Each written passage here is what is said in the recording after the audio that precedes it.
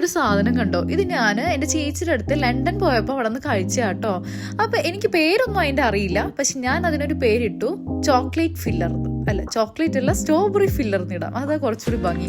അങ്ങനെ അത് നമ്മൾ ഉണ്ടാക്കാൻ വേണ്ടിയിട്ട് കട്ട് ചെയ്തൊക്കെ എടുക്കണം.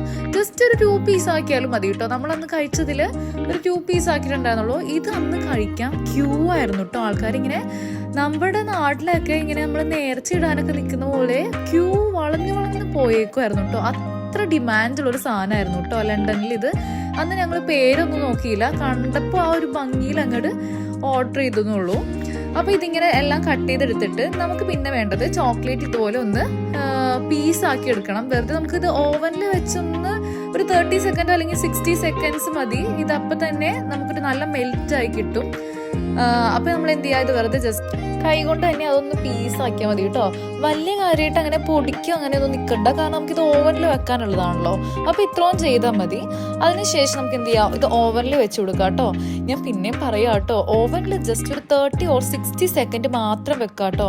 ഇപ്പം പറയാൻ വേറൊന്നുമല്ല, ഞാൻ ഇപ്പം ഈ വെച്ച് ഇത്രയും ചോക്ലേറ്റ് എനിക്ക് കിട്ടിയില്ല കേട്ടോ. ഞാൻ അത് കട്ടിയായിപ്പോയി, കാരണം ഞാനൊരു 90 സെക്കൻഡ് അതിൽ മേലേക്ക് കുറച്ചും കൂടി വെച്ച് കഴിഞ്ഞാൽ കുറച്ചും കൂടി മെൽറ്റ് ആവുമല്ലോ എന്നൊക്കെ വിചാരിച്ചു.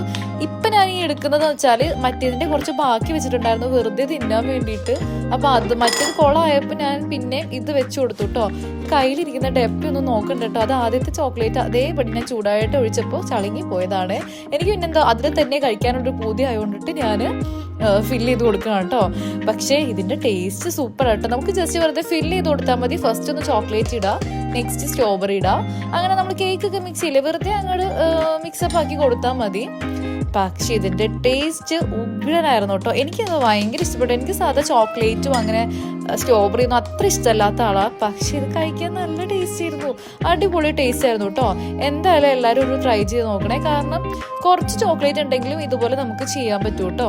അടിപൊളിയായിട്ട് വന്നിട്ടുണ്ട്, ഭയങ്കര ടേസ്റ്റിയാണ്. അതുപോലെ സ്ട്രോബെറി ഒന്നും അത്ര ഇഷ്ടമില്ലാത്ത ആൾക്കാർക്കാണെങ്കിൽ ഇതൊരു മസ്റ്റ് ട്രൈ ആട്ടോ. അപ്പം ശരി, ടാറ്റ, ബൈ ബൈ.